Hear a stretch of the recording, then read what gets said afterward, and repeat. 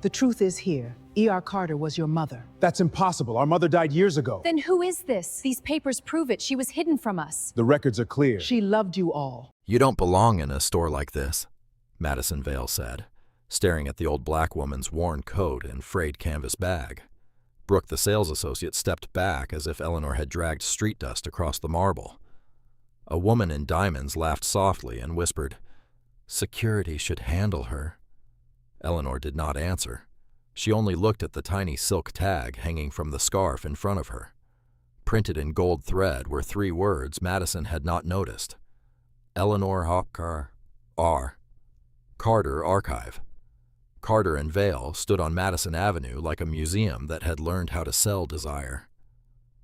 The flagship store rose 3 stories above the sidewalk, its glass front polished so perfectly that the city seemed to bend around it. Shoppers slowed near the entrance to stare at mannequins beneath white lights, wearing coats that cost more than some people's rent for a year. Inside, everything was quiet on purpose. The marble floor reflected the chandeliers and pale gold pools. Tall mirrors stretched from baseboard to ceiling, making the room feel endless and cold. Glass cases held silk scarves, leather handbags, and folded gloves arranged with the precision of jewelry. The air carried expensive perfume, polished wood, and new leather. No one spoke loudly there. Money did not have to shout. Sales associates moved across the floor in fitted black suits, their name pins shining at the collar. They greeted certain customers before those customers even reached the door. "Good morning, Mrs. Harrington. Your private room is ready, Ms. Bellamy." Every smile was measured. Every nod was trained. Every glance sorted people into invisible categories before a word had been spoken. Near the center of the store, workers adjusted a display for the anniversary celebration. White orchids filled tall vases. A velvet rope separated the showroom from a raised platform where the new archive collection waited beneath soft museum lighting. Behind it, a silver banner read, "Carter and Vale, 50 years of American elegance." Below that, in smaller letters, was the name of the collection, the Eleanor Rose Archive. Silk scarves hung like framed paintings. Black wool coats rested on sculpted forms. A cream evening dress with red stitchwork curved beneath a glass cover. Each piece carried a small tag threaded with gold cord, as if even the paper had been taught to behave like luxury. The staff treated the display with reverence. They adjusted hems with white gloves. They aligned tags with tweezers. To them, it was history, a campaign, a launch. Then the front door opened. A small bell chimed above the entrance. Eleanor Rose Carter stepped inside. The cold from the sidewalk followed her for half a second before the door closed behind her. She stood near the threshold, letting her eyes adjust to the brightness. She was an old black woman with silver hair tucked beneath a plain wool hat. Her coat was brown, heavy, and worn at the cuffs. One sleeve had been mended with darker thread. Her leather shoes had lost their shine, and her gloves were faded thin around the knuckles. In one hand, she carried a small canvas bag. Not a designer tote, just canvas, softened by use. The nearest associate looked up.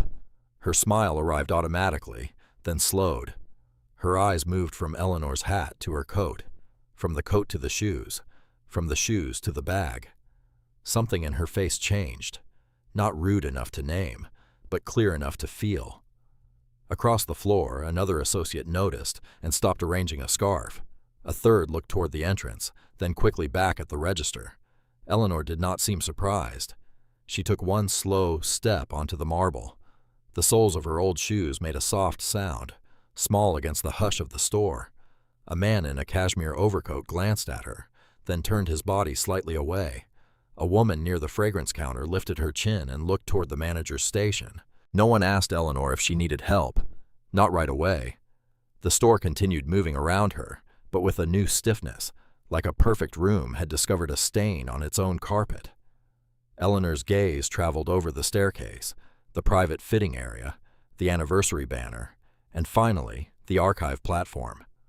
When she saw the name Eleanor Rose printed above the collection, she paused. Only for a moment. Then she walked toward it. A young associate near the velvet rope stepped slightly forward, blocking the path without fully admitting she was doing it. Her smile returned, thinner this time. "Good afternoon," she said. "Are you looking for someone?" Eleanor looked at the silk scarf nearest the edge of the display. It was ivory, printed with a black rose and a single line of red thread along the border. "I was looking," she said softly. At that, the associate followed her gaze. Then she looked back at Eleanor's coat. In the chandelier's light, the old wool showed every worn place, every repaired seam, every year that money had not hidden. The associate's smile settled into something careful and cold. The flagship store held its breath, and the woman whose name was hanging above the collection stood beneath it, waiting to be seen. Brooke Ellison had been trained to smile before she judged. That was the first rule at Carter & Vale. Never look startled, never look disgusted, never make the customer feel accused, unless the accusation could be hidden inside service. Brooke had learned the language perfectly. She knew how to offer champagne to one woman and directions to the exit to another. She knew which handbags meant private room, which shoes meant commission, and which coats meant trouble.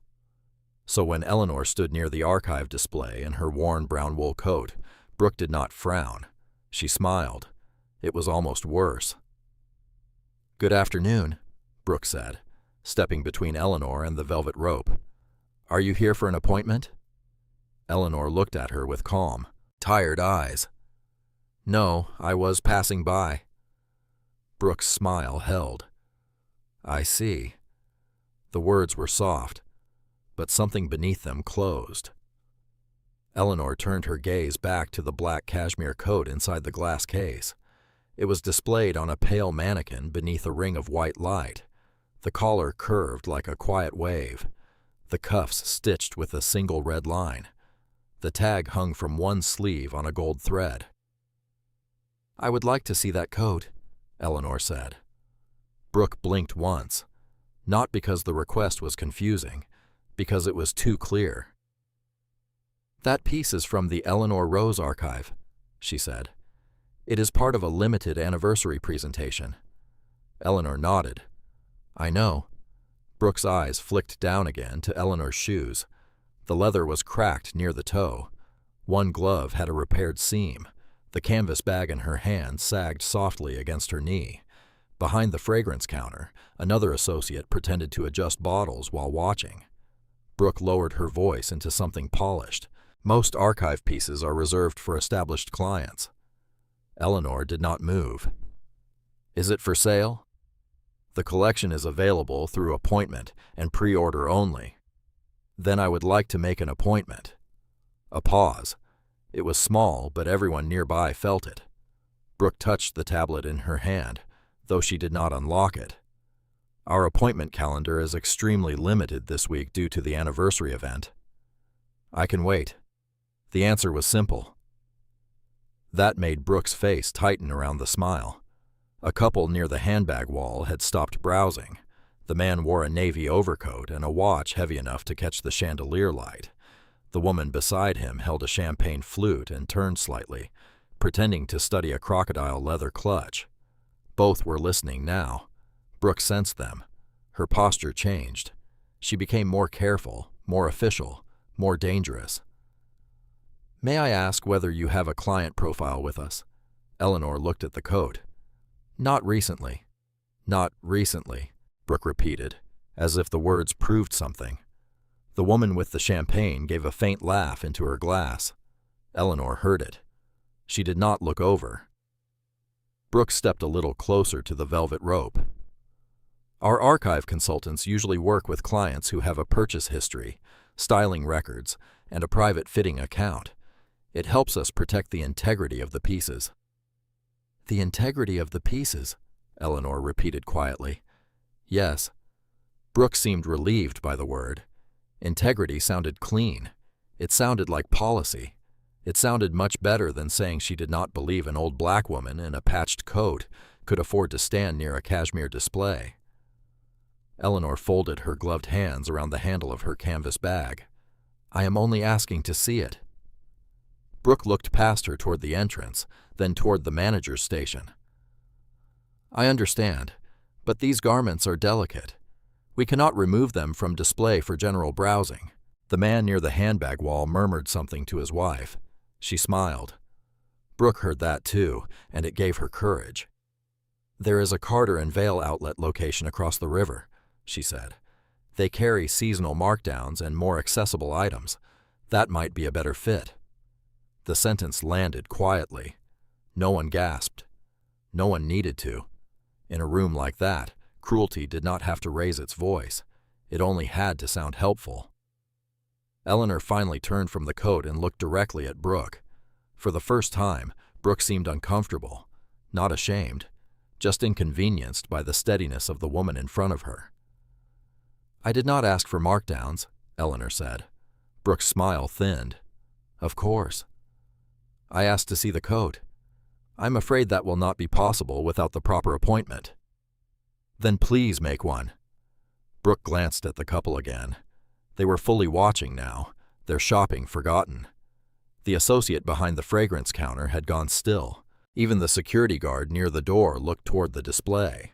The store had found its scene. Brooke tapped the dark tablet once, still not opening the calendar. "Unfortunately, archive appointments are reviewed by management." "Then call management." The words were not loud. They carried anyway. Brooke's face changed. For a second, the trained smile slipped, and something colder showed through. Not fear yet, not even anger, just the irritation of someone whose quiet dismissal had failed. She turned slightly toward the manager's station. "Of course," she said. "I'll ask Ms. Vale to assist." But the way she said assist made it clear help was not coming. Only judgment, dressed in black silk and policy. Madison Vale's heels reached the archive display before she did. Sharp, measured, expensive. Every step across the marble seemed designed to remind the room who had the authority to decide what belonged there.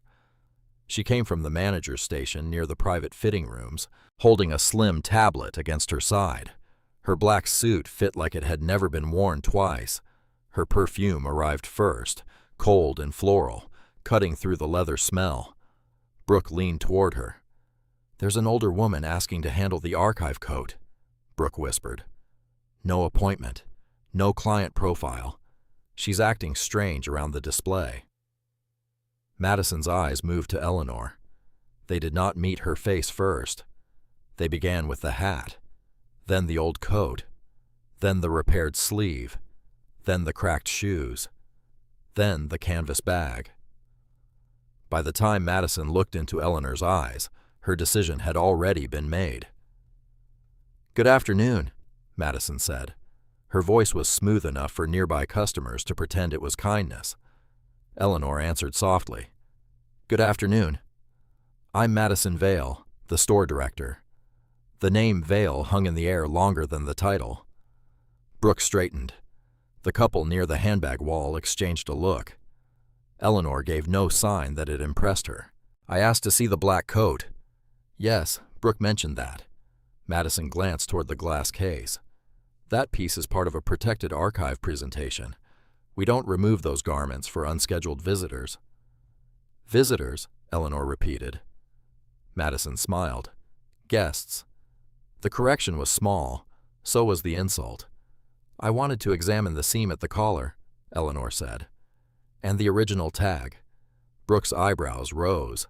Madison's smile remained, but the warmth disappeared. "May I ask why?" Eleanor looked back at the coat. "Because the collar is not sitting the way it should." The woman with the champagne let out a tiny sound, almost a laugh. Madison heard it. Her chin lifted. "These garments have been inspected by our archive team," she said. "They are displayed according to brand standards.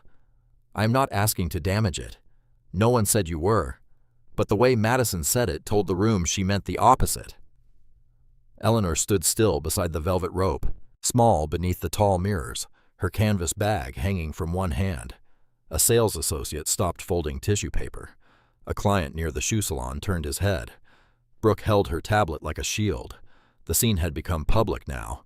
That was what Madison wanted. Private cruelty could be denied. Public authority could be performed. Our brand environment is carefully maintained, Madison continued. Our clients come here for privacy, comfort, and a certain level of service. When someone approaches restricted pieces without proper clearance, we have to respond. I approached a coat, Eleanor said. A protected piece. A coat. Madison's jaw tightened. Then she gave a polite laugh. Luxury retail can be confusing if someone is not familiar with private client procedures. The words landed harder than if she had shouted. Brooke looked down to hide her smile. The woman with the champagne did not hide hers. Eleanor's face did not change. She only asked, "Is looking at a tag against your procedure?" Madison stepped closer. Not enough to touch her, enough to reduce the space. "Our concern," she said, "is not the tag. Our concern is protecting the experience of our real clients." The marble floor seemed to hold the sentence. Real clients. There it was. Not poor, not old, not black, not unwelcome. But every person in the room understood exactly what she had said. Eleanor turned her eyes to the archive banner above the display. The silver letters shone under the lights. Eleanor Rose Archive.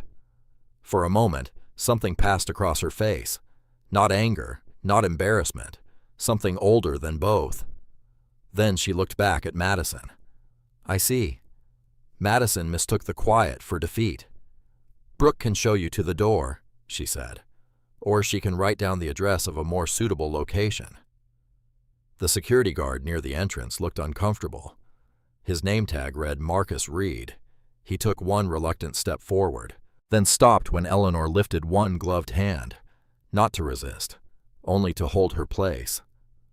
"I would still like to see the tag," Eleanor said. Madison's eyes hardened. "The answer is no." The store went completely silent.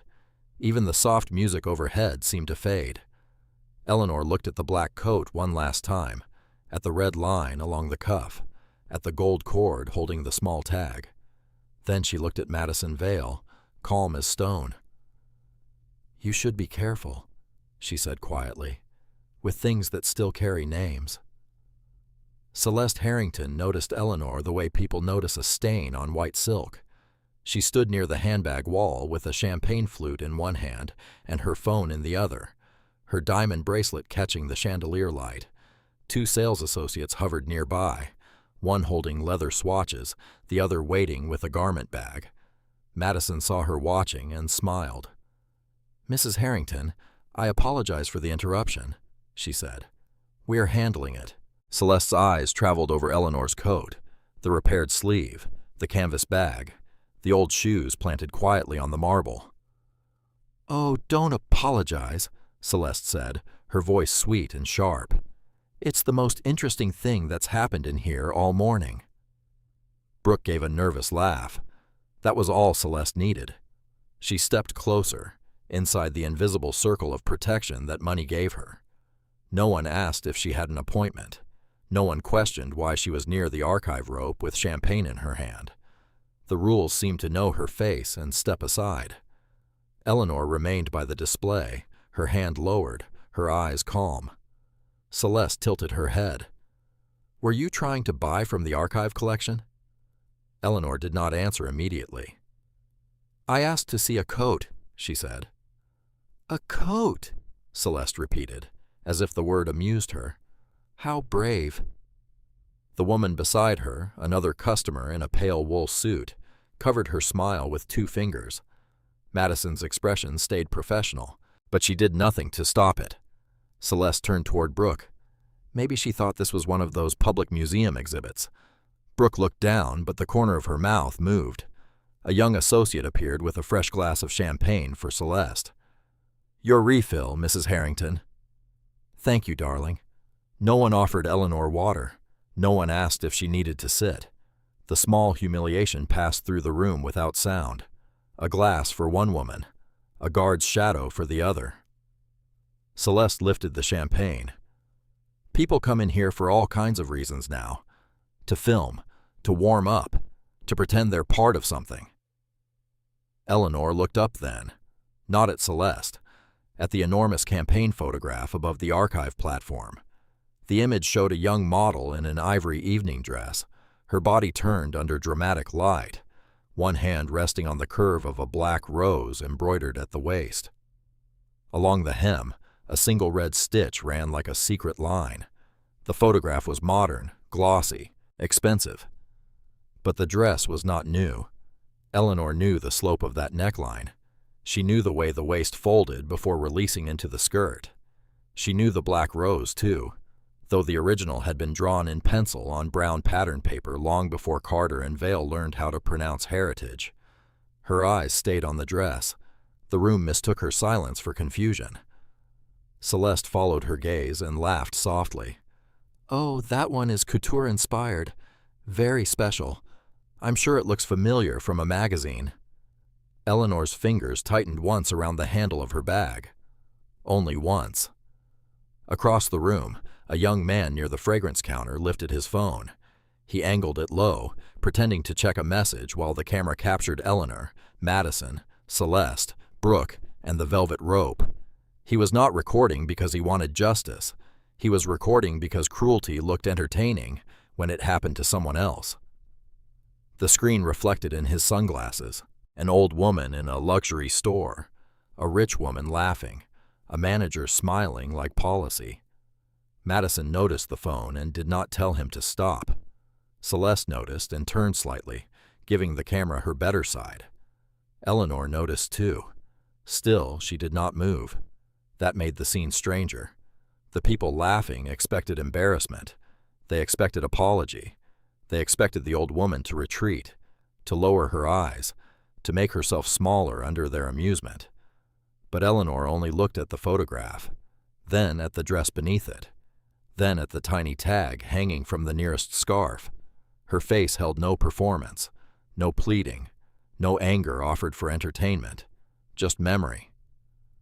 Madison leaned in, her voice low enough to sound private and loud enough for the watchers to hear.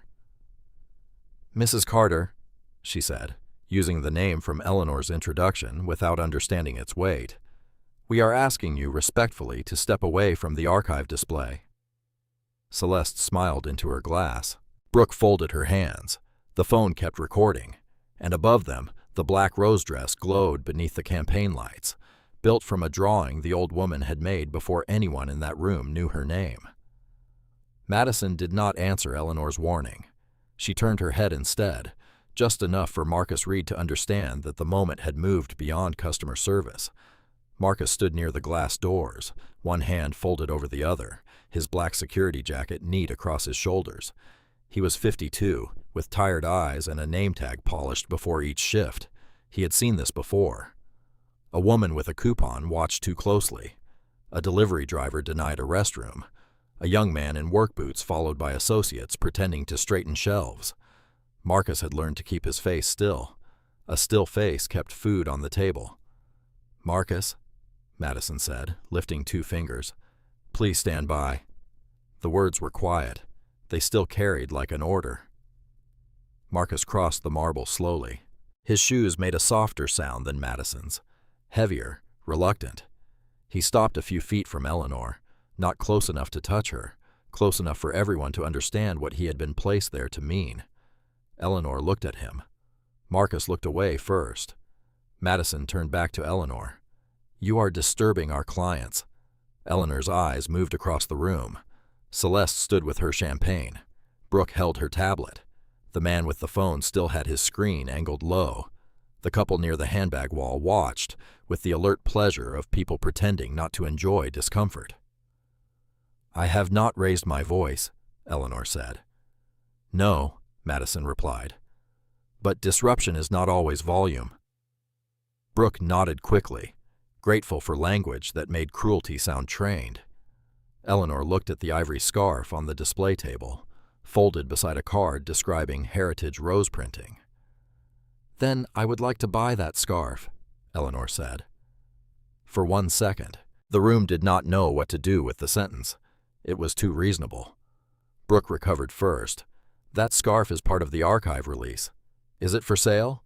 "It is available to approved clients. I am a client if I buy it." Brooke's smile returned, thin as wire. That is not exactly how our system works. Madison stepped in. Archive items require a client profile. Eleanor looked at her. And how does one become a client? Madison's smile held, but her eyes did not. Through an established relationship with the brand. A purchase? A relationship. The distinction hung in the air. It sounded elegant. It meant gate. Celeste let out a laugh. Some places are not walk-in places. Eleanor kept her eyes on Madison. So I cannot look at the coat. I cannot buy the scarf. I cannot stand near the display. But you have my name hanging above it. Madison's expression flickered. Only Marcus seemed to hear the last sentence the way it was meant. His eyes lifted to the silver banner. Eleanor Rose Archive. Then to the old woman in front of him. Something tightened in his face. Madison turned slightly, blocking his line of sight. Mrs. Carter, this is not a public exhibit. This is a controlled brand environment for private clientele. If you do not have a profile, an appointment, or purchase authorization, we cannot continue this interaction. Interaction, Eleanor said softly. Madison folded her hands. Yes. Marcus swallowed. He had escorted people out before. Usually they were angry by then. That made it easier for the staff to feel right. This woman was not angry. She was not loud. She was not touching anything. She stood with old gloves wrapped around a canvas bag and asked questions the store refused to answer. Madison gave Marcus another look. This one sharper. He stepped half a pace closer. Ma'am, he said, his voice low. Maybe we should give them some space. He hated the sentence as soon as he said it. Eleanor turned to him, not accusing, not pleading. Do you believe I have done something wrong? Marcus's mouth opened. No sound came out. Behind him, Madison's voice cooled. Marcus is not here to debate policy. There it was again. Policy.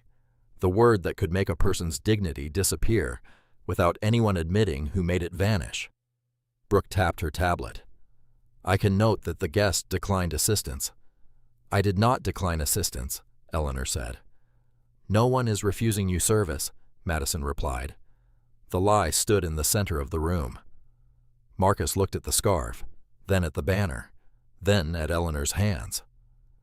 For the first time since he crossed the floor, his face changed enough for someone watching closely to notice. He was not convinced. He was afraid. And in Carter and Vale, fear was part of the uniform. Eleanor did not move when Marcus stepped closer. She did not raise her voice. She did not reach for the scarf again.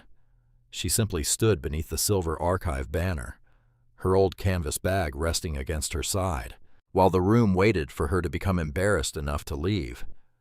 Then she opened the bag. The sound was small, a soft scrape of cloth against leather, almost nothing beneath the chandeliers and quiet music. Still, Marcus noticed. Brooke noticed. Madison's eyes narrowed, and the young man with the phone tilted his screen a little higher. Eleanor reached inside slowly. Marcus tensed by habit. For half a second, his hand moved toward his belt, then stopped when he saw what she withdrew. It was not a wallet. It was not a receipt. It was a small metal card, old enough that its edges had dulled from silver to pewter. The corners were rounded and worn smooth. Across the surface, engraved letters caught the light in broken flashes. Carter and Vale Founding Atelier Access. Eleanor held it in her gloved palm like something both ordinary and sacred. The room leaned toward it. Brooke blinked. Madison looked at the card, then at Eleanor, then back at the card with the faint annoyance of someone being handed a problem she had not prepared to dismiss. What is that supposed to be? Madison asked. Eleanor placed the card carefully on the glass display table beside the ivory scarf. It made a tiny sound when it touched the surface. Metal on glass. The sound seemed louder than it should have. This was issued by the original atelier, Eleanor said. Brooke's mouth tightened. The original what? The workroom. Celeste laughed into her champagne. Oh, that is adorable. Madison's smile returned, but it had lost its elegance. Mrs. Carter, vintage branding pieces and replica access cards are common online. People collect that kind of thing. This is not a replica. I'm sure you believe that." Eleanor looked at her. Madison did not like the stillness in that look. She preferred customers who protested too much, because protest could be called disruption. Eleanor's calm had no handle Madison could grab. Brooke reached for the card. Eleanor's eyes followed her hand. Brooke picked it up with 2 fingers, touching only the corner, as though the metal might leave something on her skin. She held it toward the light, pretending to inspect it. "It does look old," she said, with the careful tone of someone complimenting trash. Celeste stepped closer. "You can buy anything like that now. My assistant got me a vintage Chanel staff badge for a costume party last year." The woman beside her smiled. The man with the phone kept recording. Madison folded her arms. "This does not grant access to a protected archive display." "It did once," Eleanor said. "Once is not now." "No," Eleanor replied softly, "but sometimes now is built on what once was." The sentence passed through the room and left confusion behind it. Brooke glanced at Madison, unsure whether to laugh. Madison did not. Her patience was thinning. "Mrs. Carter," she said, her voice lower now.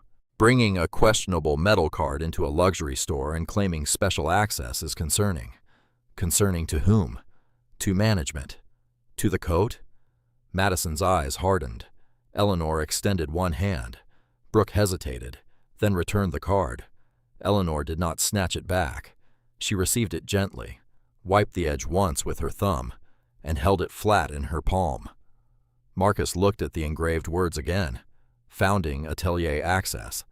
He had worked in the building 8 years and had never seen anything like it. But something about the card did not feel like a souvenir. It felt used. It felt handled. It felt like a key to a door people had forgotten they once needed. Madison saw Marcus staring. "Marcus," she said sharply. He looked down. The old obedience returned. Eleanor turned the card slightly, letting the light reveal a faint mark near the bottom.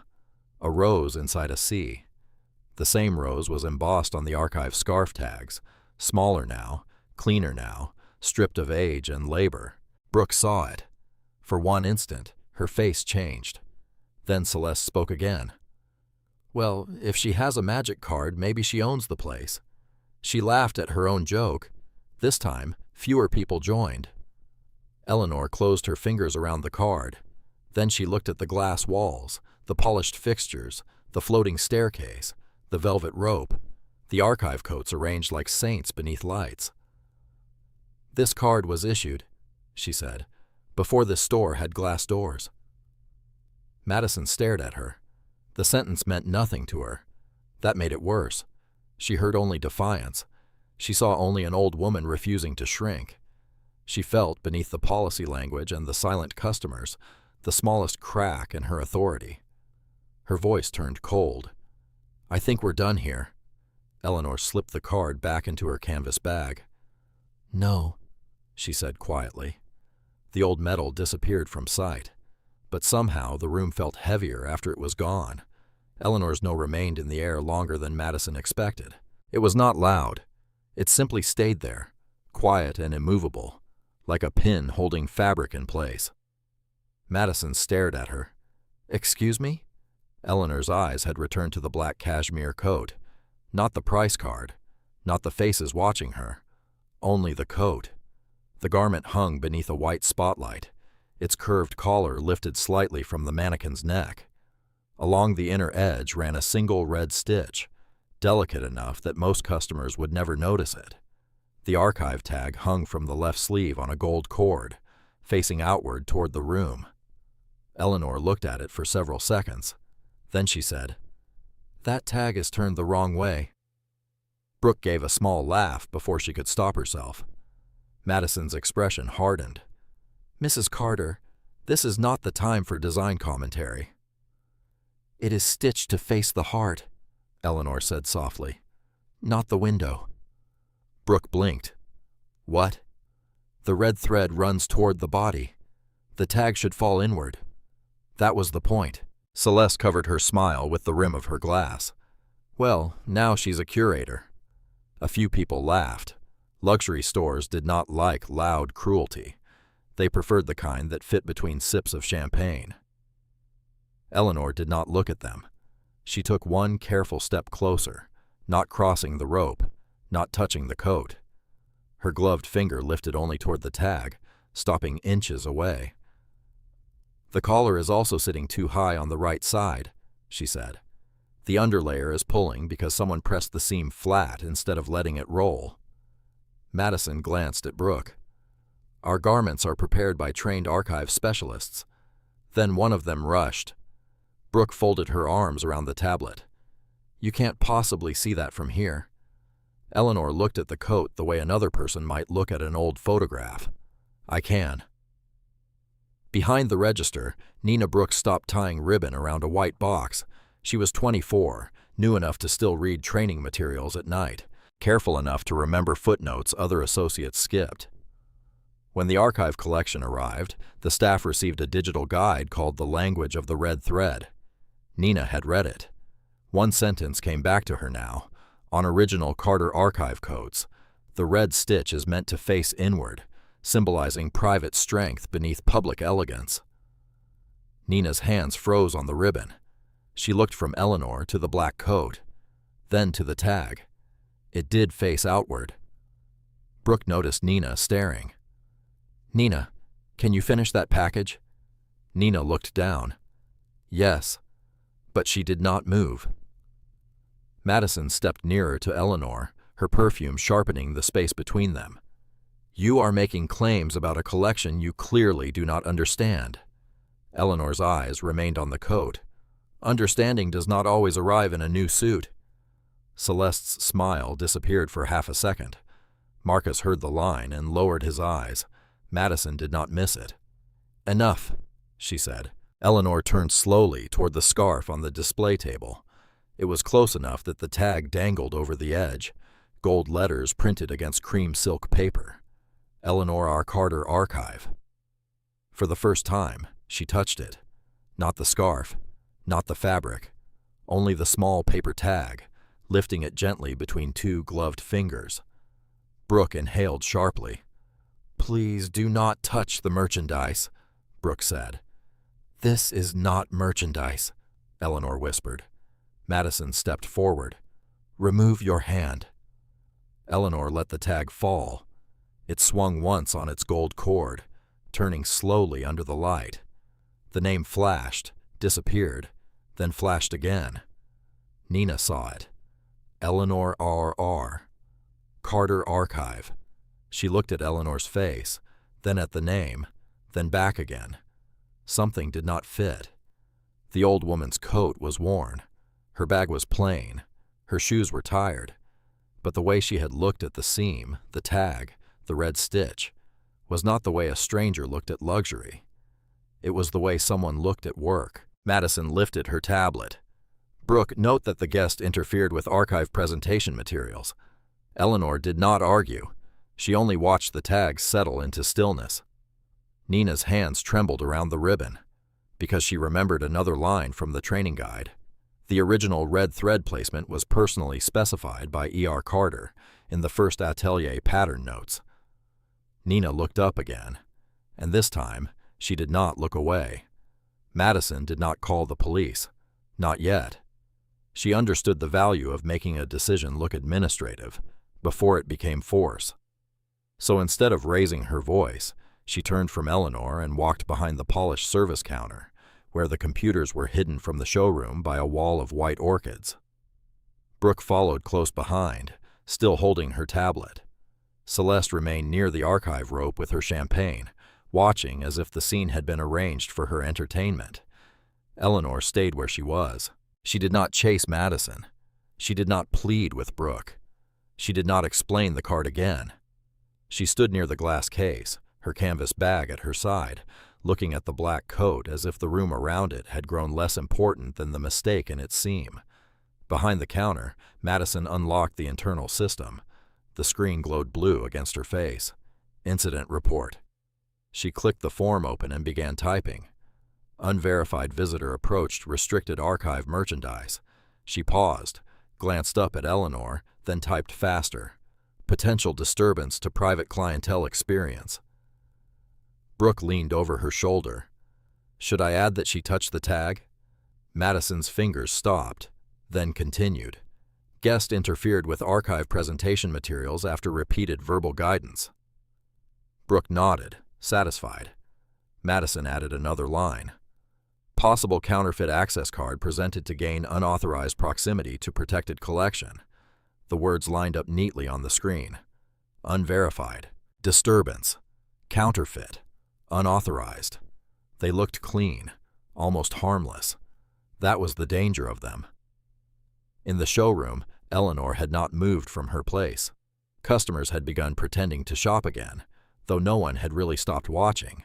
A man lifted a handbag, set it down, then glanced back toward the counter. The young man with the phone lowered it for a moment, checked what he had captured, and smirked. Marcus stood between Eleanor and the entrance, feeling the weight of his uniform. He could see the counter from where he stood.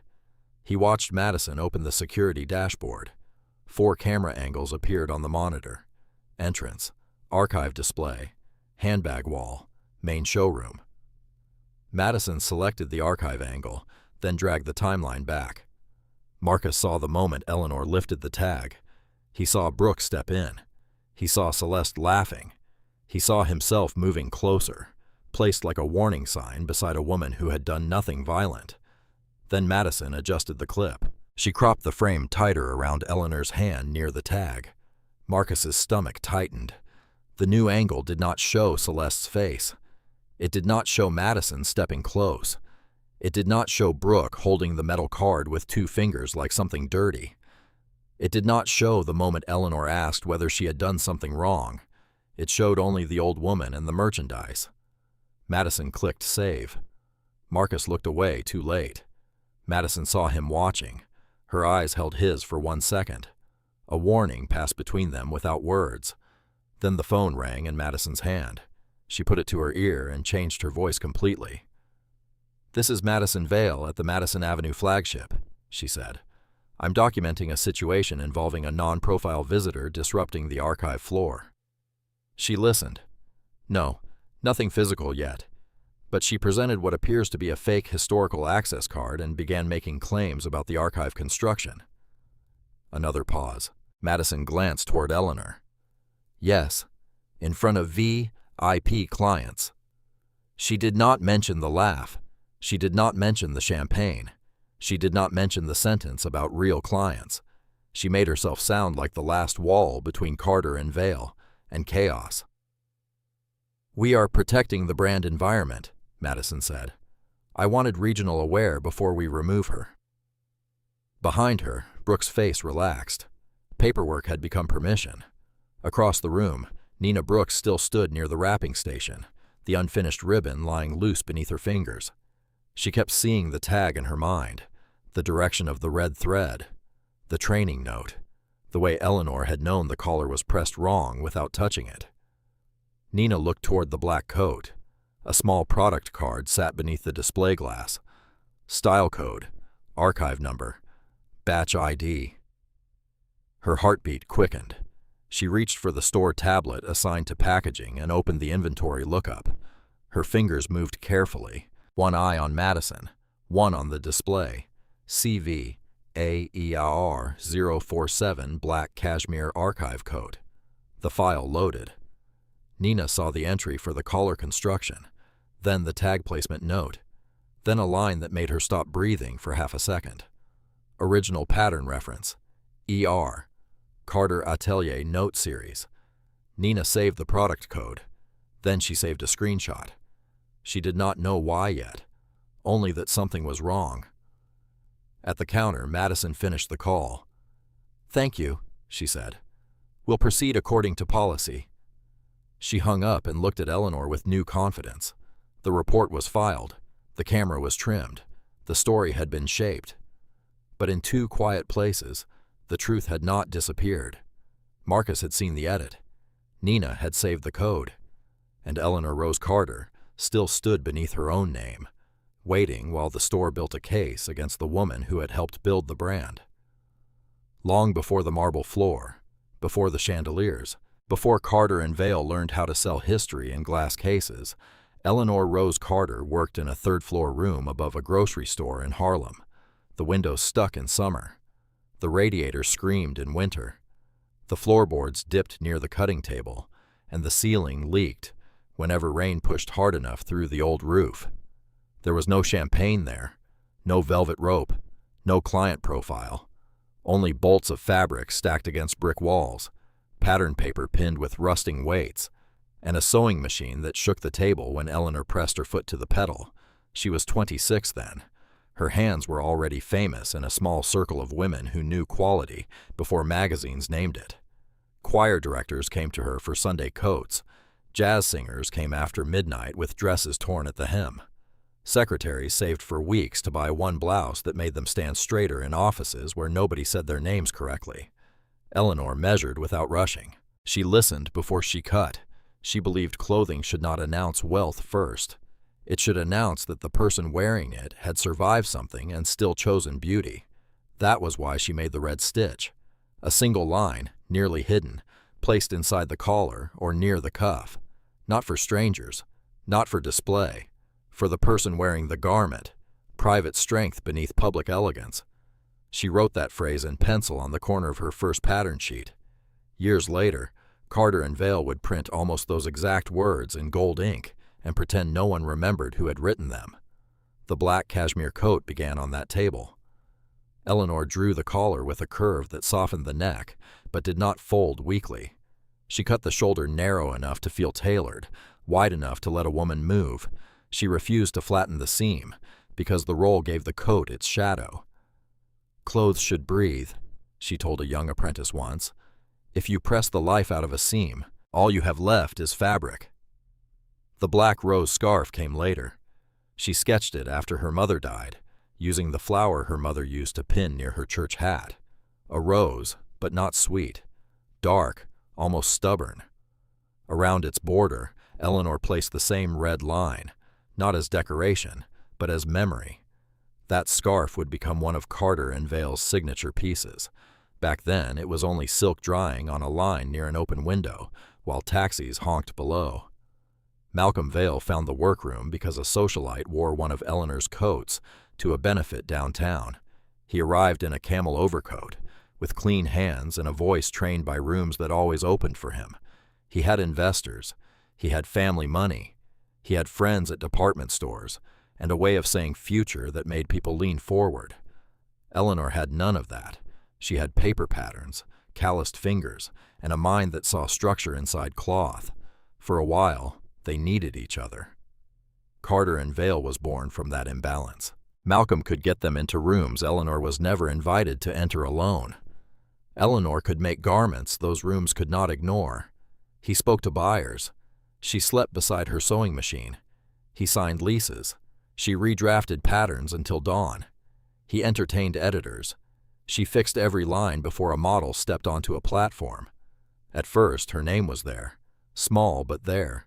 Eleanor Rose Carter, Design Atelier. Then the brand grew. The photographs changed first. Malcolm appeared in the center, smiling beside actresses and heiresses. Eleanor appeared at the edge, if she appeared at all, half hidden behind a rack, her tape measure around her neck. Then the articles called her the head seamstress, then consultant, then artisan influence. Finally, nothing. Only Carter and Vale remained, clean enough for billboards. But Eleanor had kept one thing. Not because Malcolm wanted to give it, because an old neighborhood lawyer named Ruth Bell made him sign it before the first archive licensing deal. Any garment, accessory, campaign, or reproduction deriving from original Eleanor Rose Carter pattern work must carry her name in permanent archive identification. Malcolm had signed quickly. He thought tags were small. He did not understand that small things could remember. So the years passed. Stores opened. Prices rose. The workroom closed. Eleanor's photograph disappeared from walls she had helped pay for with her hands. But inside boxes, databases, tags, and contract files, her name stayed stitched to the work. Quiet, legal, waiting. And now, decades later, in a flagship store that mistook polish for history, an old woman in a worn coat stood beneath a banner carrying the name they had tried to turn into decoration. They had forgotten Eleanor Rose Carter. The clothes had not. By late afternoon, the flagship store had stopped pretending it was only a store. It was becoming a stage. White orchids were carried through the showroom in glass vases. Silver stanchions were arranged along the marble floor. A catering team moved trays of crystal flutes toward the private salon. 2 workers adjusted lights above the archive platform until the black cashmere coat glowed like a holy object behind glass. In less than 2 hours, the new chief executive of Carter and Vale would stand beneath that light and introduce the anniversary collection to reporters, investors, celebrities, and private clients who had been flown in because heritage looked better when photographed beside power. Madison moved through the chaos with a tablet in one hand and a guest list in the other. "Fashion press enters through the south door," she said. "Investors go straight upstairs. Keep the photographers away from the register area. Mrs. Harrington gets front row." Brooke nodded quickly. "Where should we place the archive catalogs?" "On every seat," Madison said. "Spine facing outward. I want the name visible in photographs." The name, Eleanor Rose. It was everywhere now. Printed across thick cream catalogs tied with black ribbon. Stamped in gold on gift boxes stacked near the entrance. Embossed on tissue paper folded inside shopping bags. Hanging from scarves, coats, gloves, dresses, and handbags in the form of tiny archive tags that employees aligned with careful fingers. Eleanor Rose Archive. Eleanor R. Carter Archive. Original Red Stitch Tribute. Her name had been multiplied until it became decoration, and the woman herself still stood near the display like an unwanted shadow. No one offered her a chair. No one offered her a catalog. No one asked why the name on every surface made her eyes so still. Marcus remained nearby, placed between her and the door, though he no longer stood as close as Madison had ordered. He kept glancing toward the security monitor, then back at Eleanor, troubled by what he had seen and by what he had allowed himself to become part of. Nina worked at the wrapping station with her head lowered, but her eyes kept returning to the archive code. The saved product code sat in her tablet, like a match hidden in dry paper. Above the central platform, 2 workers unfurled the largest banner of the evening. The fabric rolled down slowly from the balcony rail. For a moment, only the top half appeared. Carter and Vale 50th anniversary. Then the lower line came into view, honoring the woman behind the stitch. Eleanor looked up. Beneath the words was not her face. It was a young model in a black dress, pale shoulders turned toward the camera, one hand holding a silk scarf printed with the black rose. The model looked beautiful, distant, expensive. Her eyes gave the audience nothing. Her skin carried none of the years, none of the heat from the Harlem workroom, none of the needle pricks, none of the long nights spent redrawing seams while the city slept. The woman behind the stitch had been replaced by an idea of a woman, cleaner, younger, easier to sell. Madison glanced at the banner and smiled with satisfaction. "Good. That photographs well." Eleanor said nothing.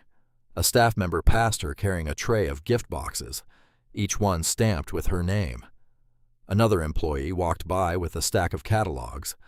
Eleanor Rose printed on every cover in raised gold letters. Brooke adjusted a silk scarf nearby, turning its tag outward so cameras would catch the archive label. Everywhere Eleanor looked, the store was preparing to honor her without recognizing her. Celeste lifted her phone and filmed a slow sweep of the showroom. "Tonight is going to be stunning," she said. Carter and Vale finally remembering its roots. Eleanor heard the word roots and looked down at her shoes. The leather was worn at the edges. The soles had carried her through neighborhoods the brand would later call inspiration, while keeping people from those neighborhoods behind velvet ropes. Those shoes had brought her back here, not for applause, not for revenge, but because something with her name on it had been made wrong. Madison returned to the counter. "Is the situation contained?" Brooke looked toward Eleanor. "She's still here." Madison's smile disappeared. "Then keep her away from the press entrance." The sentence was quiet. Marcus heard it. Nina heard it. Eleanor heard it too. Outside the glass doors, the first black cars began pulling to the curb. A photographer tested his flash against the window. Inside, the chandeliers brightened, the champagne chilled, and the banner above the archive collection shimmered under perfect light, honoring the woman behind the stitch. Below it, Eleanor Rose Carter stood in her old brown coat, watching a celebration built from her hands prepare to begin without her. The first version of the video was not perfect. It shook when the young man lowered his phone too quickly. The audio caught the soft music more clearly than the first few words. For 3 seconds, the frame showed only marble, shoes, and the bottom of Eleanor's brown coat. Then Madison's voice came through. "She does not have a client profile." The phone lifted. Brooke appeared near the display, smiling with her lips pressed tight. Celeste stood behind her with champagne in hand, amused and untouched. Marcus was visible near Eleanor's shoulder, not grabbing her, not speaking over her, but placed there like a wall the store could pretend was neutral. The clip caught Celeste's laugh.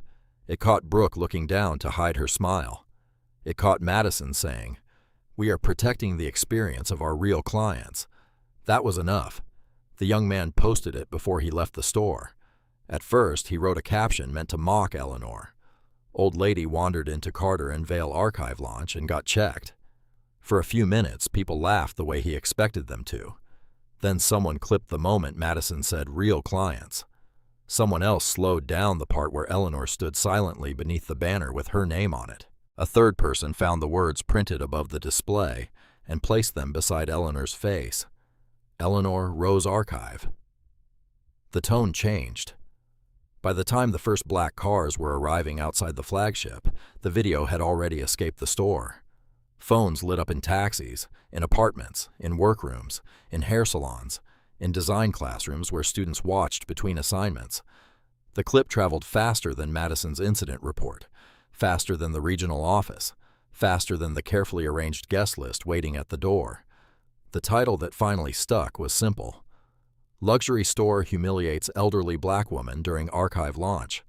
It appeared under the video on one account, then 10, then hundreds. A local fashion blog reposted it with a sharper headline: "Carter and Vale Celebrates Heritage While Removing Elderly Black Woman from Archive Floor." Inside the store, Madison did not see it at first. She was too busy checking arrival times. Outside, a young stylist waiting behind the press rope watched the video twice, then looked through the glass at Eleanor, still standing near the display. A reporter in a gray coat lowered her invitation and whispered to her cameraman. A catering assistant showed the clip to another server near the service entrance. The glass doors no longer separated inside from outside. They only delayed the noise. Online, the comments split open. Some defended the store. Luxury brands have standards. You cannot just touch archive pieces. Private client retail is not a public park. If she had no appointment, what did she expect? Those comments came quickly, polished by the same language Madison had used. Standards, policy, client experience, brand protection. But then other voices arrived. A tailor from Queens wrote, "They always know when to respect the clothing, never when to respect the hands that make it." A young designer posted, "I have been followed in stores where my sketches were better than anything on the rack." A former Carter and Vale employee wrote, "This is not new. They train staff to say client profile when they mean not our kind of customer."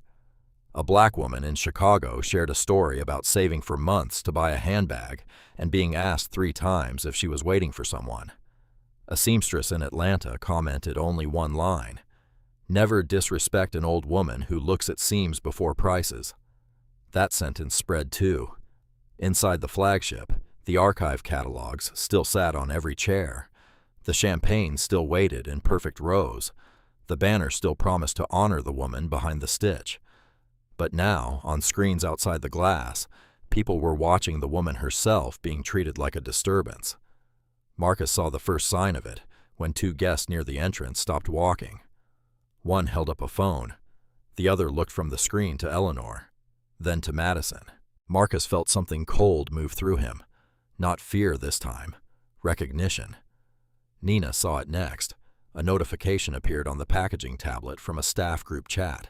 Someone from the downtown boutique had sent the video with 3 words. "Is this us?" Nina tapped it.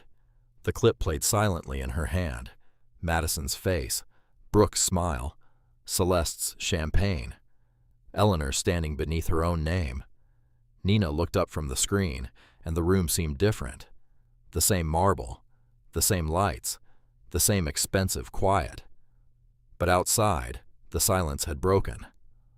Madison finally noticed when a photographer at the glass raised his camera, not toward the archive coat, not toward the arriving celebrities, but toward Eleanor. Her eyes narrowed. For the first time that afternoon, the story was moving without her permission. Carter and Vale released its statement 26 minutes before the first scheduled remarks. It appeared on the company's official account, written in soft gray letters over a cream background, as if even damage control had to match the brand palette. Carter and Vale is aware of a video circulating online regarding an interaction at our Madison Avenue flagship. The footage does not reflect the full context. Our team members followed procedures to protect the safety, privacy, and experience of our clients during a high-profile archive launch. Madison read it twice behind the counter. Then she smiled. The video had not disappeared. The numbers beneath it were climbing too quickly now. But the company had chosen its language, and that language sounded like protection, full context, procedures, client experience, brand safety. Those were words Madison trusted. Brooke exhaled beside her. "They're backing us." Madison locked the tablet.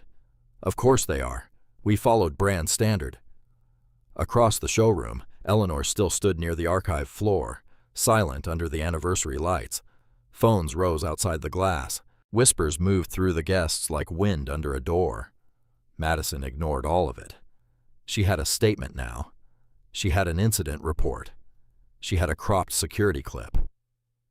Then the email arrived. It came to the regional office first, then to the flagship account, then to Madison's direct inbox with a red priority marker. The subject line was plain enough to look harmless. Preservation notice regarding Eleanor Rose Carter. Madison opened it. The letterhead was unfamiliar, but it did not look small. Bell Whitaker and Sloan, attorneys at law, a New York address, a Washington office, a list of partners long enough to make Brooke stop breathing. Madison's eyes moved down the screen. This firm represents Ms. Eleanor Rose Carter, in connection with events occurring today at the Carter and Vale Madison Avenue flagship, and with ongoing matters concerning the use, licensing, attribution, and commercial exploitation of her original design work. The room seemed to narrow. Madison read the sentence again. Her fingers went cold on the tablet. Brooke leaned closer. "What does that mean?" Madison did not answer. The next paragraph was worse. "You are hereby instructed to preserve all surveillance footage, audio, incident reports, employee communications, internal edits, metadata, access logs, archive product files, client profile notes, alteration histories, launch materials, and all documents referencing the Eleanor Rose archive, Eleanor R. Carter archive, or the original Carter and Vale Atelier contract." Madison stopped moving. The words internal edits seemed to rise from the screen. At the entrance, Marcus glanced toward the counter. Madison scrolled. The firm further reminds Carter and Vale that the original archive licensing agreement contains continuing attribution, inspection, and name usage protections related to designs created by Ms. Carter, including the red stitch construction, curved collar coat pattern, black rose silk print, and archive tag identification requirements. Brooke whispered, "Miss Carter?" Madison looked up. For the first time that afternoon, she looked at Eleanor without looking at the coat, the bag, or the shoes first. Eleanor was still beneath the banner, honoring the woman behind the stitch. Her hands rested on the handle of her canvas bag. Her face was calm, Not victorious, not surprised, almost tired. Madison's pulse began to beat in her throat. She turned away and dialed the regional office. "This is Madison," she said, lowering her voice. "We have a legal escalation." She listened, then spoke faster. "The visitor from earlier, Eleanor Carter, apparently has counsel. They're demanding preservation of everything." A pause. Madison's eyes moved to the security monitor. "No, nothing has been deleted." It was technically true. She had not deleted the footage. She had only shaped what Regional saw. That distinction suddenly felt much smaller than it had 10 minutes earlier. The voice on the other end sharpened. Madison's face lost color. "Yes," she said. "I adjusted an export for incident clarity." Brooke looked at her. The phrase sounded weak before it finished leaving Madison's mouth.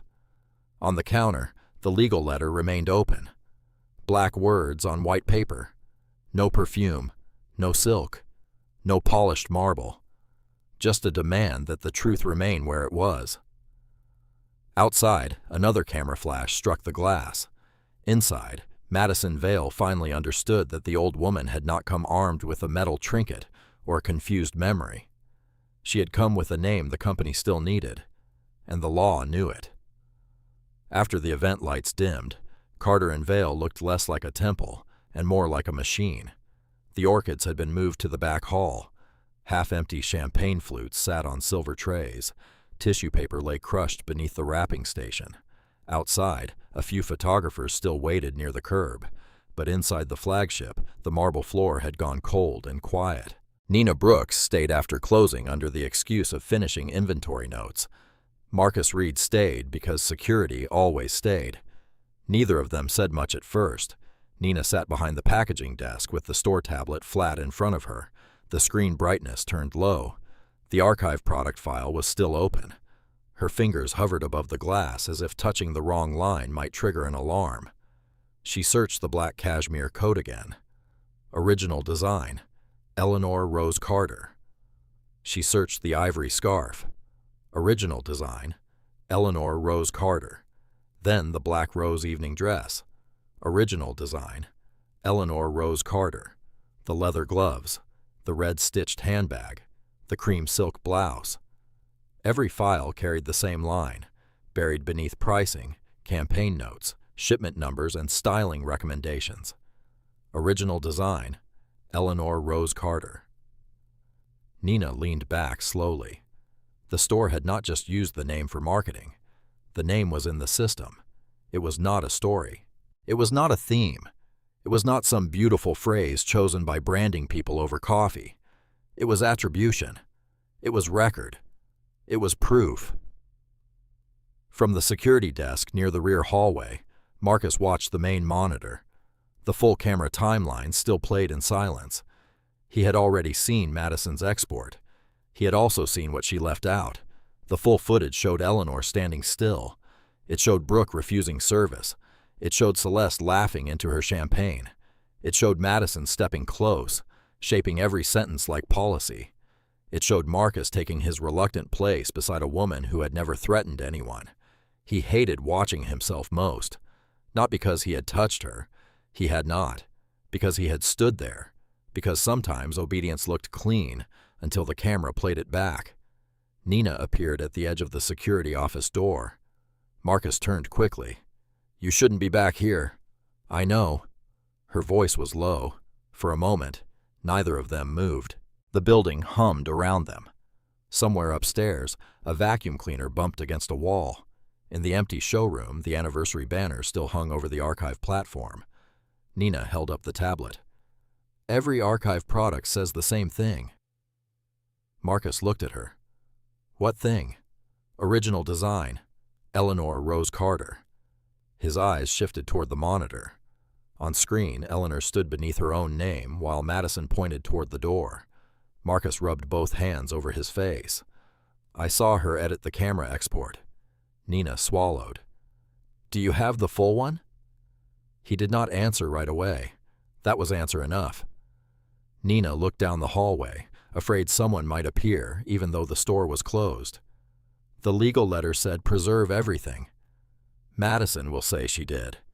But not everything, honestly. Marcus gave a tired laugh with no humor in it. Honestly doesn't always keep people employed. Nina looked at the tablet in her hands. Neither does getting caught hiding evidence. The printer near the security desk clicked once, then went quiet. Marcus stared at it. He thought about his rent, his daughter's tuition bill, the way Madison had looked at him when she caught him watching the monitor. He thought about Eleanor asking whether he believed she had done something wrong. He had not answered her. That silence had followed him all evening. Nina stepped closer. "I'm not trying to be a hero." "Me neither," Marcus said. "I just don't want to be part of this." That landed harder than any speech could have. Marcus opened a drawer beneath the security console and took out a small thumb drive in a plastic case. His hand paused above the keyboard. On the monitor, the timestamp glowed in the corner of the footage. He selected the full file. Not the trimmed export, the full hour. The system asked for authorization. Marcus entered his code. Nina watched the progress bar move slowly across the screen. While it copied, she returned to the packaging desk and printed the product logs. The machine whispered page after page into the tray. Coat, scarf, dress, gloves. Each sheet carried the same name in black ink, Eleanor Rose Carter. When the thumb drive finished, Marcus pulled it free and closed his fist around it. Nina gathered the warm pages against her chest. They were not smiling. They were still afraid. But something had changed in the empty store. The evidence had moved out of places Madison controlled and into the hands of people she had underestimated. Not powerful people. Not famous people. Just two workers who had seen enough and finally chose not to help the lie survive. Julian Vale arrived through the side entrance, not the front. No cameras saw him step out of the black car. No guests watched the temporary chief executive adjust his charcoal coat and walk past the service corridor with two people behind him. One was Mara Ellison, the brand's head of communications, already holding two phones. The other was Thomas Greer, corporate counsel, carrying a leather folder so flat and polished it looked designed to intimidate paper itself. Julian was 43, handsome in the controlled way of men photographed for annual reports. His grandfather had been a cousin to Malcolm Vale. His name opened doors before he touched them, and that evening it had been pulled into a problem he considered inconvenient before he considered it wrong. "Tell me the exposure," he said. Mara answered without looking up from her phone. "The video is still climbing. Regional press picked it up. Fashion accounts are reposting. Investors are asking whether tonight proceeds." Julian's jaw tightened. "The event proceeds." Thomas Greer said nothing. They entered the main showroom through the rear hall, and the store changed around them. Brooke straightened at once. Marcus stepped back from the security desk.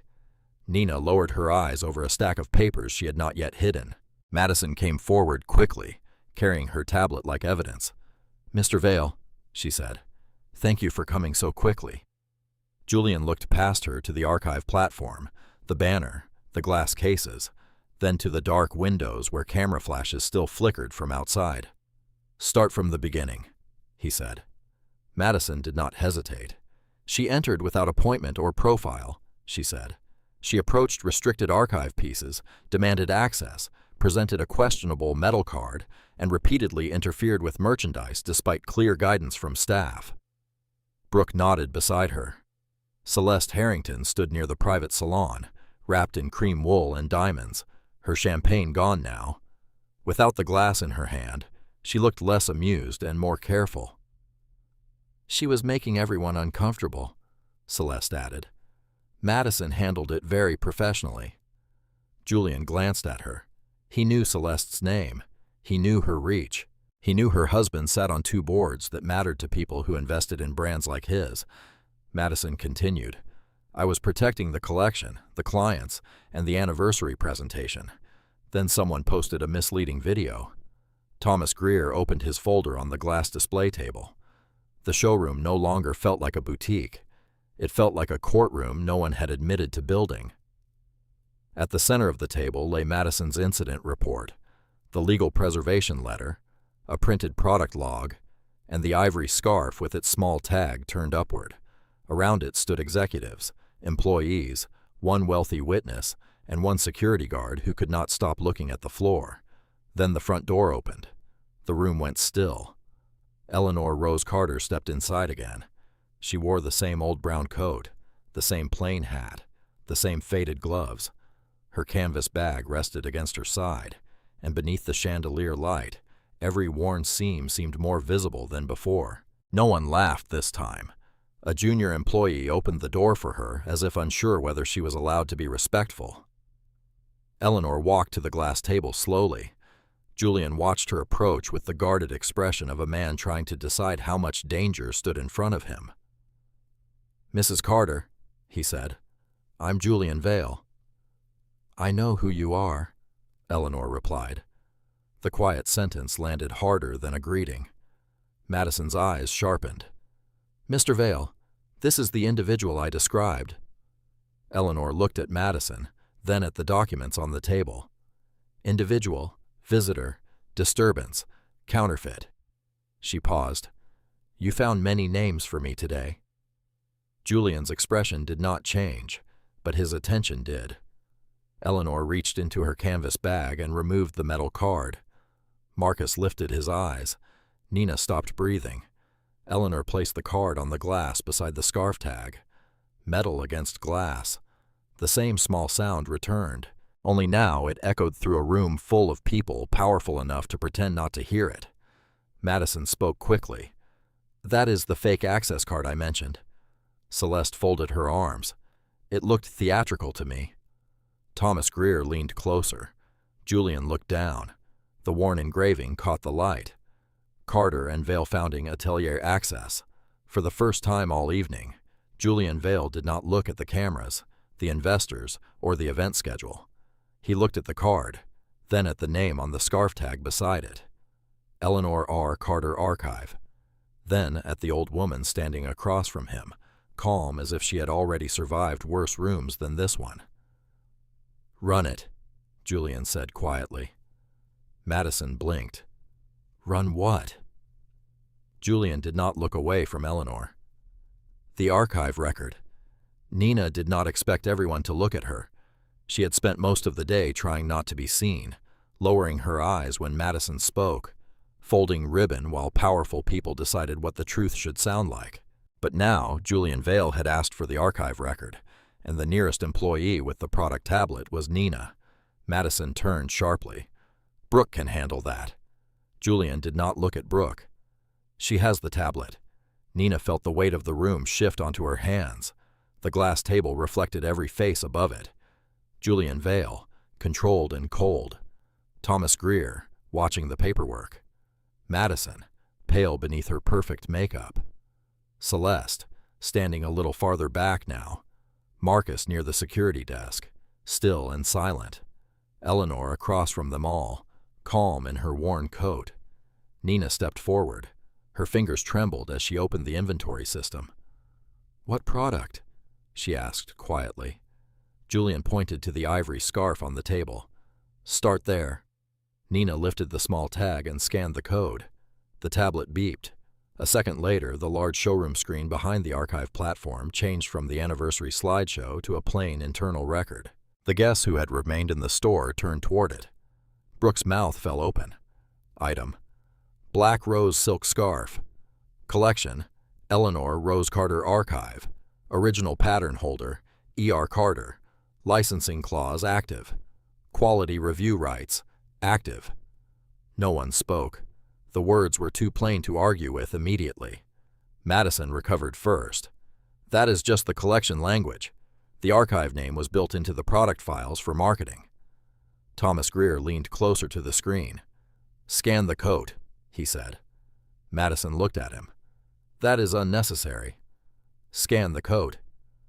Nina moved to the glass case. A junior associate unlocked it with shaking hands. Nina lifted the hanging tag from the black cashmere coat, careful not to disturb the fabric. The scanner beeped again. The screen refreshed. Item: Curved collar cashmere coat. Collection: Eleanor Rose Carter Archive. Original pattern holder, E.R. Carter. Red Stitch construction reference, Carter Atelier note series. Licensing clause active. Quality review rights, active. Marcus lifted his head. Nina looked at the line about the red stitch and felt her throat tighten. Eleanor's face did not change. Madison stepped toward the screen as if proximity could make the words smaller. Again, that is internal archive labeling. It does not mean this woman has authority over the floor. This woman? Eleanor repeated softly. Julian's eyes flicked to Madison. Thomas Greer had stopped listening to her. He was reading. Scan another, he said. Nina scanned the black rose evening dress. The screen answered.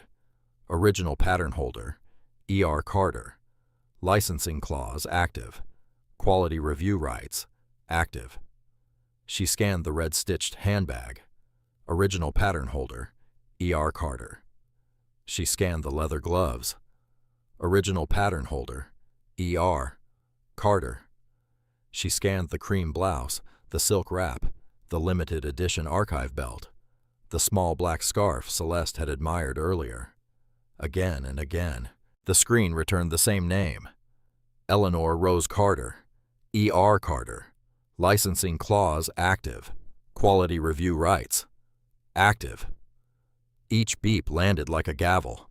The store that had refused to see Eleanor now had her name glowing 12 feet high above the marble floor. Not once, not as decoration, not as a campaign phrase, as record after record after record. Celeste's face had gone still. Brooke looked at the tablet as if it had betrayed her. Madison's voice sharpened. This is being misunderstood. The name is historical branding. Every house uses archive names. It does not mean a walk-in visitor can make demands. Thomas Greer closed the folder in front of him. No, he said. One word. Madison turned to him. Excuse me? He pointed to the screen. If quality review rights are active under the licensing clause, then any archive reproduction using that attribution may trigger inspection protections. Madison stared at him. Thomas continued, careful now, especially if the person asserting concern is Eleanor Rose Carter. The room changed, not loudly, not dramatically, but like a floor giving way beneath expensive shoes.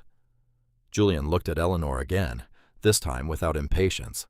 Are you Eleanor Rose Carter? Eleanor did not answer at once. She reached into her canvas bag and removed the metal card. The worn silver surface caught the light as she placed it on the glass table. Then she lifted the scarf tag beside it and laid it flat. Old metal beside new paper. Founding Atelier access beside Eleanor R. Carter archive. Past beside proof. Only then did Eleanor look at Julian. I asked to see a coat, she said.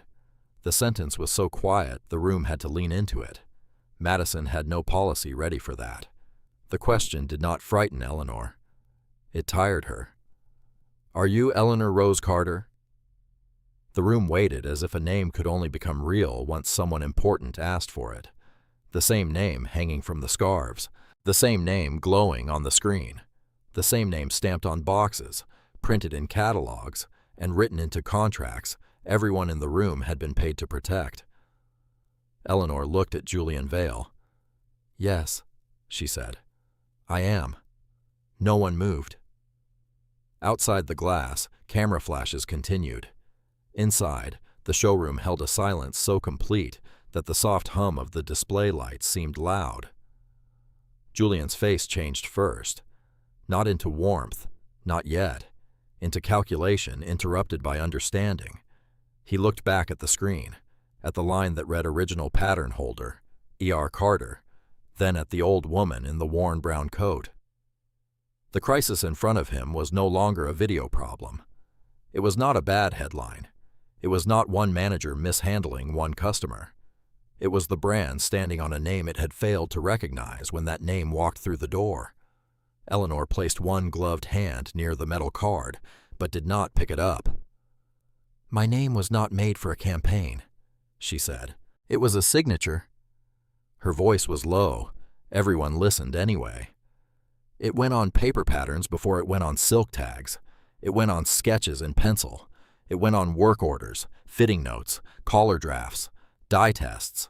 It belonged to a woman sitting in a hot room in Harlem, trying to make clothes that gave people dignity before anyone called it luxury. Nina looked down at the printed logs in her hands. Marcus stared at the floor. Eleanor turned her eyes toward the black coat inside the case. That red stitch was not decoration. It was a reminder. Strength could be hidden and still be real. Julian swallowed. Thomas Greer said nothing, but his pen had stopped moving. Eleanor continued. Carter and Vale sold that story for decades. The curved collar, the black rose, the stitch, the scarf, the coat. Millions of dollars from seams cut by hands they stopped showing in photographs. Madison's mouth tightened. Eleanor finally looked at her. And today, your staff looked at my old coat, my shoes, and my bag, and decided I was not elegant enough to touch the work they were selling under my name. The words did not rise. They did not need to. Celeste shifted her weight, suddenly fascinated by the floor. Brooke's tablet lowered slowly to her side. Madison stood very still, as if any movement might confirm what had just been said. Julian looked at Madison. For the first time, his expression held something sharper than concern about investors. Madison felt it. She stepped forward, forcing softness into her voice. Mrs. Carter, if you feel that you were offended by anything that happened today, I sincerely regret that the interaction created that impression. It was an apology built to survive legal review. Clean, empty, safe. Eleanor turned her head slowly. No, she said. Madison blinked. No? I do not feel offended, Eleanor said. I was offended. The sentence struck the room like a closing door. Brooke looked away. Marcus closed his eyes for half a second. Nina's hands tightened around the logs. Eleanor was not finished. You did not create an impression. You refused service. You laughed. You called me unverified. You placed security beside me. You wrote a report before you asked who I was. You called a card fake because the person holding it did not look like your idea of history. Madison's face lost color. I was here to look at a coat, Eleanor said. A coat made from my pattern. A coat displayed under my name. A coat your archive team assembled incorrectly. Julian turned toward Thomas Greer. Is that possible? Thomas looked at the screen, then at the product logs, then at Eleanor.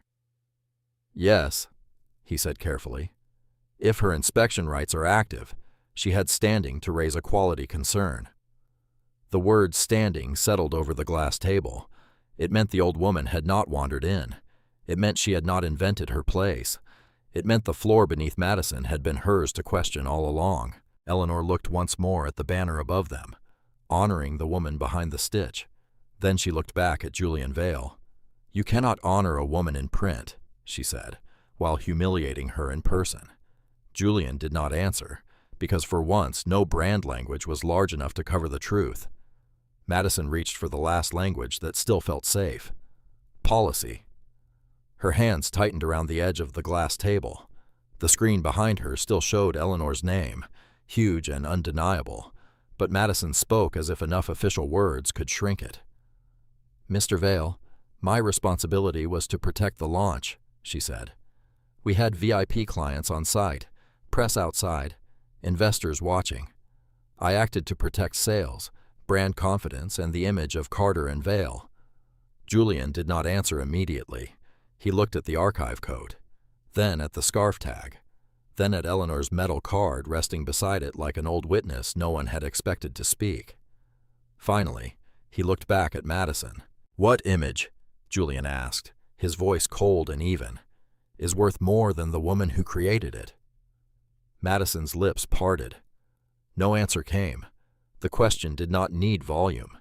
It removed the floor from beneath her. Thomas Greer, the brand attorney, stood beside the table with the preservation letter in one hand and the product logs in the other. He had buried problems beneath careful phrasing for years. This time, he said nothing, because the tags had spoken first, because the system had spoken second, because the law, quietly and without drama, had stepped to Eleanor's side. Brooke stood near the counter, pale now, her tablet lowered to her waist. A few hours earlier, she had used that tablet like a shield. Now it looked useless in her hands. Celeste Harrington moved toward the private salon door, slowly at first, then faster. "I should go," she said. "This is clearly a corporate matter." Mara Ellison, the communications director, looked down at her phone. "Mrs. Harrington, reporters outside have already identified you in the clip." Celeste stopped. Through the glass doors, flashes burst against the night. A journalist lifted a phone toward the window, and Celeste saw herself on the screen, champagne in hand, chin lifted, smile forming while an elderly black woman stood beneath a banner with her own name on it. Her wealth had placed her near the front of every room. Now it had placed her in the frame. Marcus Reed stood near the security desk, still in uniform, still unsure whether truth could protect a man with bills to pay. Julian turned to him. "Mr. Reed," he said, "I need you to answer clearly. Did Mrs. Carter threaten anyone?" Marcus swallowed. "No, sir." "Did she damage merchandise?" "No, sir." "Did she raise her voice?" "No, sir." "Did you see any security footage edited or selectively exported?" Madison snapped her head toward him. That look had controlled Marcus before. This time it did not. "Yes, sir," Marcus said. The export was cropped around Mrs. Carter touching the tag. It left out the refusal, the comments, and most of the buildup. The showroom went very still. Madison's voice sharpened. "Marcus is not qualified to interpret surveillance procedure." Julian did not look at her. "Marcus Reed is protected from retaliation as of this moment." Mara typed it into her phone. Marcus blinked once, as if he had not expected the sentence to exist for someone like him. Then Julian turned to Brooke. "You are relieved from the sales floor pending review." Brooke's eyes filled. "I was following direction." "That will be reviewed," Julian said. "So will your choices." Brooke lowered her head. Last, Julian faced Madison, the woman who had controlled the door, the report, the camera angle, the staff, the velvet rope. The words client profile and real clients stood with every one of those tools stripped away. "Madison Vale," Julian said, "you are suspended effective immediately." Madison stared at him. "Here? You chose here!" Her face tightened as if the marble itself had betrayed her.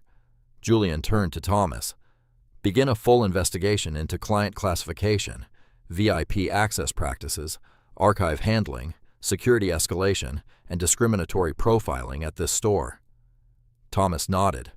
No one clapped. No one cheered. That made it heavier. This was not revenge.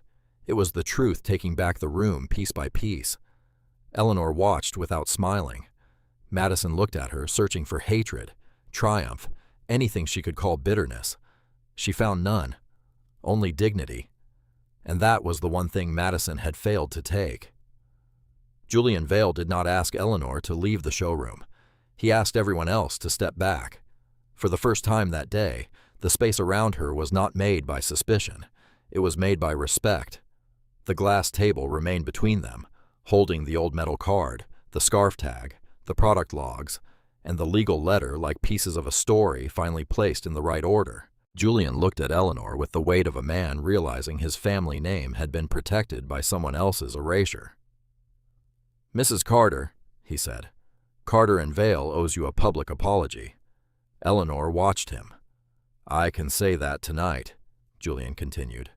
"On camera, in front of the press. We can make you the official face of the Eleanor Rose archive, your photograph on the campaign, your story in the catalog, your name where it should have been." Mara Ellison looked relieved, already imagining a corrected headline. Thomas Greer uncapped his pen, but Eleanor did not reach for the offer.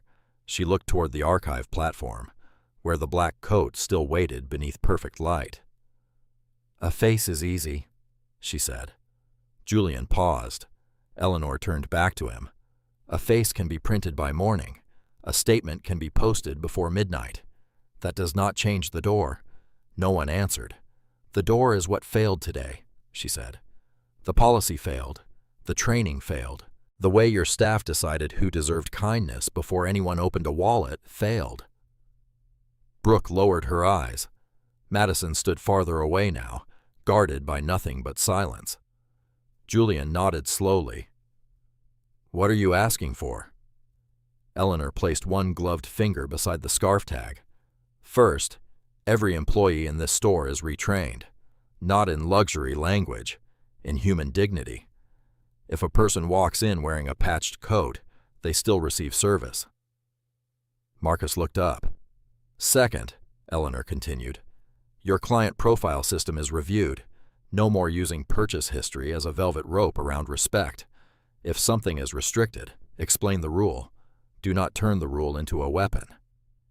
Thomas wrote that down. Third, the archive display tells the truth, not a softened version, not inspired by Harlem, not honoring unknown artisans. My workroom was in Harlem. My apprentices were black women, immigrant women, working women. Their hands helped build what you now call heritage. The room listened with the careful stillness of people hearing history they had walked past for years. Fourth, Eleanor said, Carter and Vail fund scholarships for young designers of color.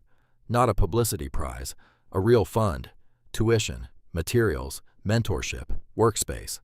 The kind of help I did not have when Malcolm Vail had rooms opened for him and I had to stitch my way through locked doors.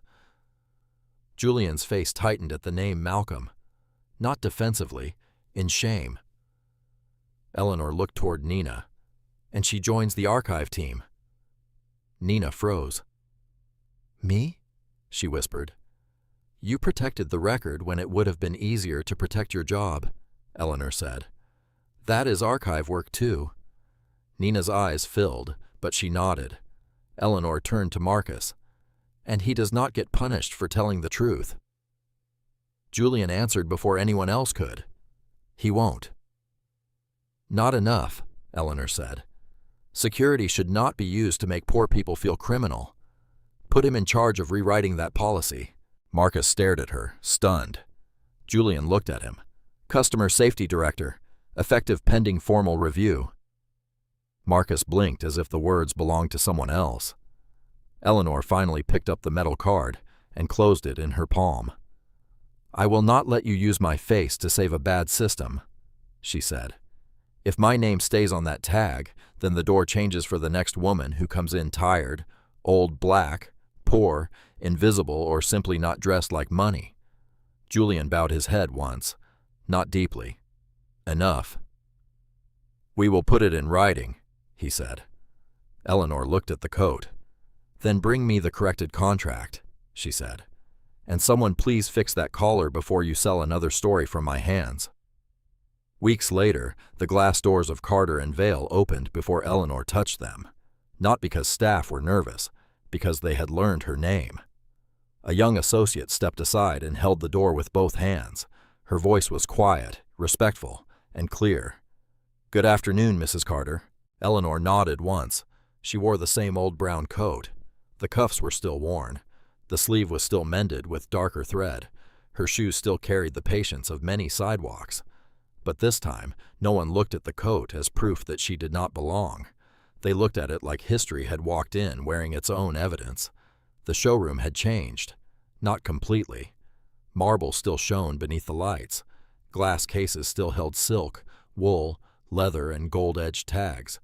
But near the center of the archive floor, where the black cashmere coat had once sat alone beneath cold light, a new display stood open to the public. Behind the glass was the corrected coat. The collar rolled softly now. The red stitch faced inward, toward the heart, exactly as Eleanor had intended. Beside it rested a photograph of her as a young woman in the Harlem workroom, her hair tied back, a tape measure around her neck, one hand pressed over a pattern sheet covered in pencil marks.